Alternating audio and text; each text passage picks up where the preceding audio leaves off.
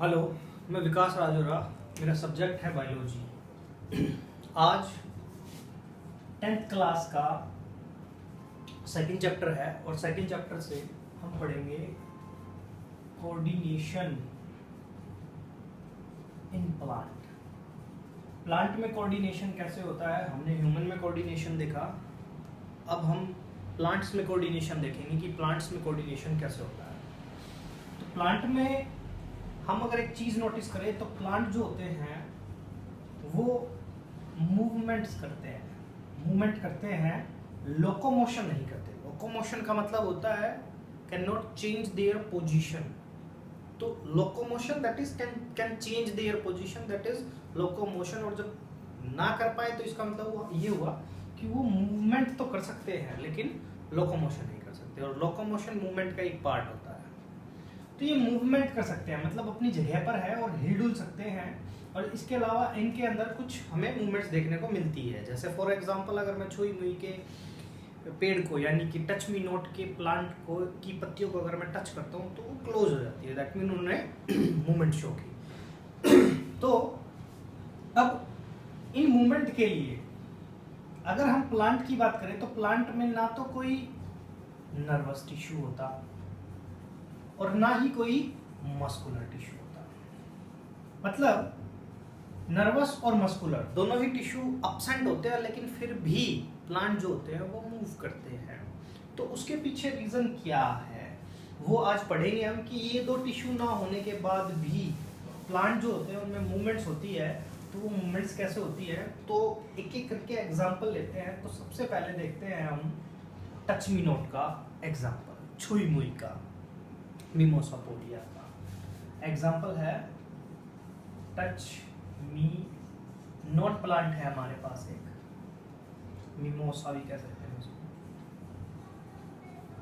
ये एक पेड़ है, छुई मुई का पेड़, लाजवंती भी बोलते हैं इसे हिंदी में। तो अगर इसकी पत्तियों को अगर हम हाथ लगाते हैं तो वो क्लोज हो जाती है। तो इसका मतलब ये हुआ कि वो क्लोज हुई तो ग्रोथ का उससे कोई लेना देना नहीं था। क्योंकि हमने जब फर्स्ट लेक्चर स्टार्ट किया था तो उसमें हमने कहा था कि ग्रोथ दो तरह की होती है, या ये कह सकते हैं जो मूवमेंट है वो मूवमेंट किस पर डिपेंड करती है, या तो ग्रोथ पर या वो इंडिपेंडेंट होती है ग्रोथ के। तो वही चीज मैं फिर से बताने जा रहा हूं कि मूवमेंट हुई तो मूवमेंट जो है या तो वो मूवमेंट डिपेंड करेगी किस पर, ग्रोथ पर, या फिर वो इंडिपेंडेंट होगी किसके, ग्रोथ के। तो पहला जो मैंने टच मी नॉट का एग्जांपल लिया है ये ग्रोथ इंडिपेंडेंट है, मतलब इस मूवमेंट का ग्रोथ से कोई लेना देना नहीं है। हमने एक पेड़ को हाथ लगाया, उसकी पत्तियां बंद हो गई तो ग्रोथ का उससे लेना देना कुछ नहीं है। इसीलिए ये जो मूवमेंट हुई ये हुई ग्रोथ इंडिपेंडेंट। और ये फास्ट भी होती है, मतलब जैसे ही आप हाथ लगाओगे फटाक से पत्तियां बंद हो जाएंगी। रिस्पॉन्स जो होता है वो फास्ट होता है। दूसरी होती है मूवमेंट ग्रोथ डिपेंडेंट। एग्जाम्पल, आपने एक सीड लगाया और सीड से क्या हुआ, नीचे की तरफ यानी कि ग्राउंड की तरफ तो उसमें क्या निकली, रूट, और अपसाइड उसमें शूट। तो मतलब शूट और रूट क्या कर रही है, ग्रो कर रही है, ग्रो कर रही है। दैट मीन उनमें हमें मूवमेंट शो हो रही है। दैट मीन ग्रोथ डिपेंडेंट और growth independent. There are two type of movement, जो ग्रोथ पर डिपेंड करेगी और जो ग्रोथ के इंडिपेंडेंट होगी। एक एक करके इन्हीं को समझते हैं। सबसे पहले हम ग्रोथ इंडिपेंडेंट को समझते हैं। जैसे हमने बात की इसमें कोई नर्वस टिश्यू नहीं होता, कि ना नर्वस टिश्यू होता, ना ब्रेन होता, ना मसल्स होते कि यहाँ टच किया और मसल्स ने सिग्नल दिया, तो ऐसा कुछ नहीं है। तो इसका मतलब क्या होता है, प्लांट में सेल टू सेल कनेक्शन होता है, कनेक्ट होती है ये एक सेल दूसरी सेल से क्या होती है, कनेक्ट होती है, कनेक्शन होता है सेल्स के बीच में। और वो कनेक्शन क्या होता है, इलेक्ट्रिक केमिकल सिग्नल होता है। जैसे ही क्या किया जाएगा, जैसे ही टच मी नॉट की लीव्स को टच किया गया, इसका मतलब सिंपल सा है कि उस टच मी नोट की जो लीव्स हैं वो टच सेंसिटिव हैं। तो वो टच सेंसिटिव है तो क्या करेंगी, जैसे ही टच किया जाएगा उनको एक स्टिमुलस मिल गया है जिसके लिए उनको रिस्पॉन्स करना है। जैसे ही उन्हें क्या मिला, स्टिमुलस मिला, उसके रिसेप्टर्स रिसीव करेंगे उस स्टिमुलस को और उसमें कुछ चेंजेस आएंगे, इलेक्ट्रिक केमिकल कुछ चेंजेस आएंगे। और चेंजेस की वजह से क्या होगा, जो लीव्स में वाटर था वो स्टेम की तरफ मूव कर जाएगा, जिसकी वजह से लीव्स जो हैं वो क्लोज हो जाएंगे। ये सिंपल एक ग्रोथ इंडिपेंडेंट मूवमेंट थी प्लांट की। मतलब मूवमेंट उसमें भी हुई क्योंकि वो प्लांट टच सेंसिटिव था, रिस्पॉन्ड किया, सेल टू सेल एक के पास कनेक्शन था। जैसे ही एक सेल को टच किया गया, कुछ सेल्स को टच किया गया, उन्होंने पीछे तक सिग्नल पहुंचा दिया, जिसकी वजह से लीफ में जो वाटर था, लीव्स में जो वाटर था वो कहाँ पर मूव कर गया, स्टेम में। स्टेम में मूव कर गया तो इसका मतलब क्या हो गया, लीव्स जो हो गई क्लोज हो गई। इसको टर्गर मूवमेंट भी बोलते हैं, इसको नास्टिक मूवमेंट भी बोलते हैं, नास्टिक मूवमेंट। क्या होती है nastic movement? Nastic movement when movement of plant away और toward the stimulus is called nastic movement. मतलब जब किसी प्लांट को हमने टच किया, जैसे फॉर एग्जांपल हमने अभी टच मी नॉट की लीफ को टच किया, टच करते ही ऐसा नहीं है आप जिस तरफ उसे उन्हें टच करोगे वो उसी तरफ मूव करेगी, नहीं। फॉर एग्जांपल ये उसकी लीव्स है, अगर आप ऊपर की तरफ टच कर रहे हो तो भी ऊपर की तरफ बंद हो रही है। अगर ये लीव्स है खुली हुई हैं, अगर आपने नीचे टच कर दिया तो भी ऊपर की तरफ मूव हुई। दैट मीन मूवमेंट कहाँ है, मूवमेंट कहाँ है, अवे भी है और दूर भी है। और दैट मीन अवे मीन्स की नीचे हाथ लगाया तो भी ऐसे बंद हो रही है, अवे दूर, और टुवर्ड मतलब जिस तरफ आपने स्टिमुलस दिया था उस तरफ। तो टुवर्ड और अवे दोनों तरफ क्या होती है, मूवमेंट होती है। इसको बोलते हैं nastic movement, movement. This is nastic movement. तो टच मी नॉट में जो मूवमेंट होती है वो नास्टिक मूवमेंट होती है। ये था आपका एक टाइप की मूवमेंट जो ग्रोथ इंडिपेंडेंट था। दूसरा एग्जांपल लेते हैं जो ग्रोथ डिपेंडेंट मूवमेंट है। जो ग्रोथ डिपेंडेंट मूवमेंट होती है उसको क्या बोलते हैं, उसको बोलते हैं हम tropic movement.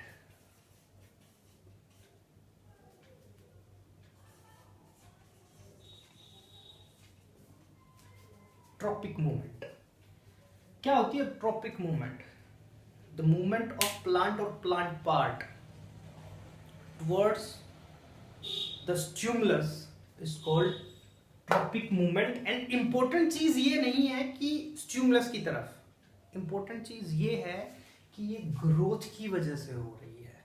This movement is just due to growth, that's why it is called tropic movement. Movement of plant और plant part towards the stimulus due to growth, this is called tropic movement. अब tropic movement के कुछ types हैं और वो types देख लेते हैं। जैसे सबसे पहला है हाइड्रोट्रोपिज्म,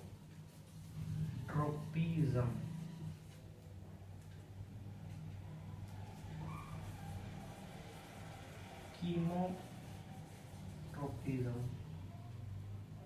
थर्ड है आपका फोटोट्रोपिज्म।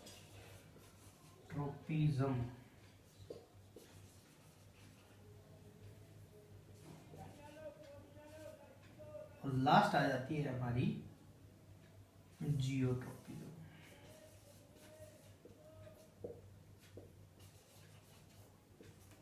ये है कुछ मूवमेंट्स, एक हाइड्रो, दूसरी chemo, third photo and last geotropism. एक एक करके इनको एक्सप्लेन करेंगे। सबसे पहले लेते हैं phototropism.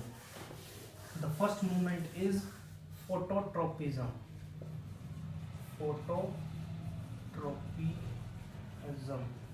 चलो देखते हैं.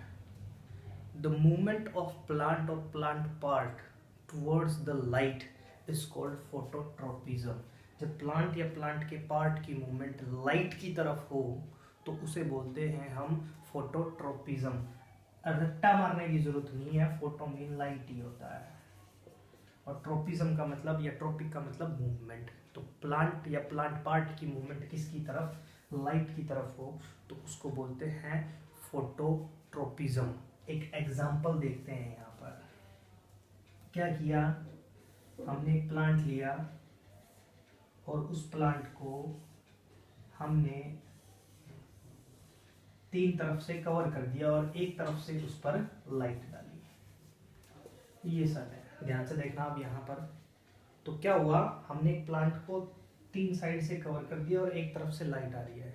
थोड़े टाइम बाद हम क्या देखेंगे, वो प्लांट किस तरफ बेंड कर जाएगा, लाइट की तरफ बेंड कर जाएगा. मतलब ये प्लांट ग्रो करेगा और किस तरफ ग्रो करेगा, सन की तरफ, यानी कि लाइट की तरफ, इस तरफ ग्रो करेगा. दैट मीन डेफिनेशन हो गई, द मूवमेंट ऑफ प्लांट और plant part towards the light is called phototropism. अब मेन चीज है रीजन. रीजन क्या है इसके पीछे, रीजन क्या है, क्यों ये प्लांट लाइट की तरफ बेंड कर गया. उसके पीछे एक सिंपल सा रीजन है और रीजन है, वैसे ये आगे आएगा लेकिन अभी बता रहा हूं, ऑक्सिन हार्मोन. फॉर एग्जांपल ये स्टेम है, यहाँ पर इस तरफ स्टेम पर अगर लाइट पड़ती है तो क्या करता है, जो ऑक्सिन हार्मोन है वो लाइट की वजह से बन जाता है और वो अपोजिट साइड में, यानी कि जिस तरफ लाइट नहीं है डार्क की तरफ, वहां पर आकर डिपॉजिट हो जाता है, जमा हो जाता है और वहीं पर जाकर अपना एक्शन कोज करता है. इस ऑक्सिन का काम होता है सेल को इलोंगेट करने का. इलोंगेट का मतलब होता है सेल को लंबाई में बढ़ाने का. अब लाइट यहाँ पर पड़ी थी तो थोड़ा सा ऑक्सिन यहाँ रह गया और जो लार्ज अमाउंट में ऑक्सिन है वो यहाँ पर आ गया. अब ऑक्सिन इस तरफ भी क्या करेगा, सेल को इलोंगेट करेगा और इस तरफ भी करेगा, लेकिन वो डिपेंड करेगा अमाउंट पर, ऑक्सिन के अमाउंट पर, कि कहाँ ऑक्सिन का अमाउंट ज्यादा है. जहां ज्यादा होगा ऑब्वियस ही बात है वहीं पर लेंथ ज्यादा बढ़ेगी. तो यहां कम है, यहां ऑक्सिन लेस है, यहां ऑक्सिन हाई है, अमाउंट जो है वो हाई है. तो ऑब्वियस ही बात है यहां की सेल, क्योंकि इस तरफ से तो लाइट आ ही नहीं रही थी, यहां देखो इसको मैंने उठाकर यहां रख लिया है, यहां तो लाइट थी ही नहीं, सिर्फ लाइट इस तरफ थी, तो ऑक्सिन बना यहां लेकिन डिपॉजिट अपोजिट साइड में हो गया. तो अपोजिट साइड में वो ज्यादा काम करेगा, यानी कि सेल्स को इलोंगेट ज्यादा करेगा एज कंपेयर टू जिस तरफ लाइट है. तो जहां पर लाइट ज्यादा होगी तो क्या करेगा, यहाँ की सेल ज्यादा इलोंगेट हो जाएगी और यहाँ की कम होगी.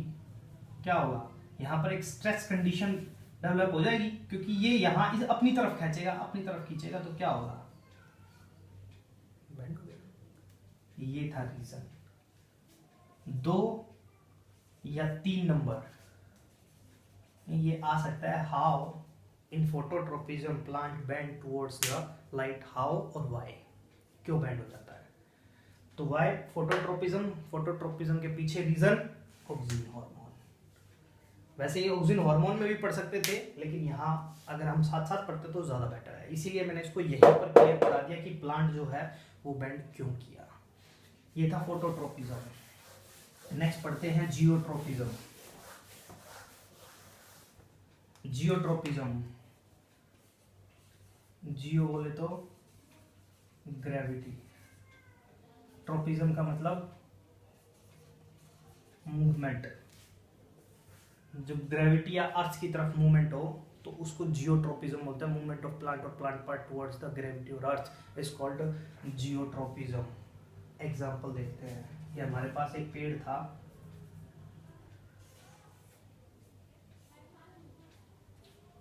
ये इसकी रूट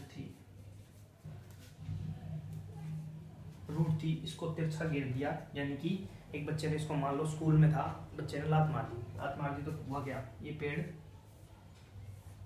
ऐसे पड़ा रहा लंबे टाइम तक, ये पेड़ ऐसे पड़ा रहा और इसकी रूट नीचे की तरफ और शूट ऊपर की तरफ बेंड कर गई,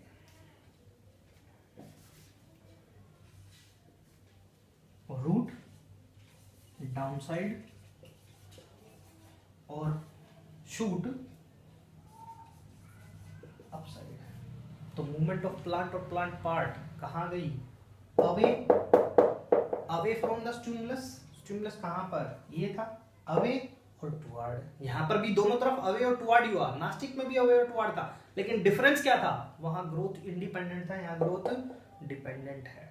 यहां पर क्या हुआ? स्टेम ऊपर की तरफ और रूट कहाँ गए?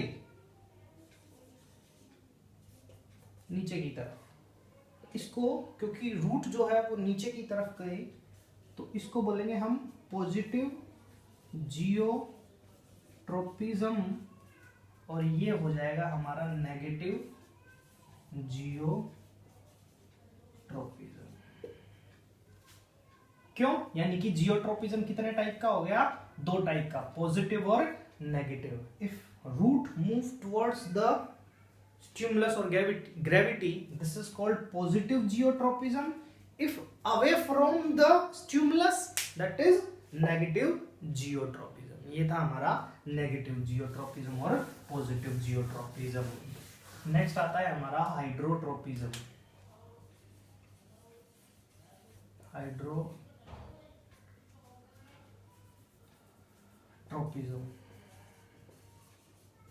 हाइड्रोट्रोपिज्म तीसरा है। इसमें देखते हैं, हाइड्रो मीन होता है वाटर, डेफिनेशन हो जाएगी मूवमेंट ऑफ प्लांट और plant part towards the water is called hydrotropism.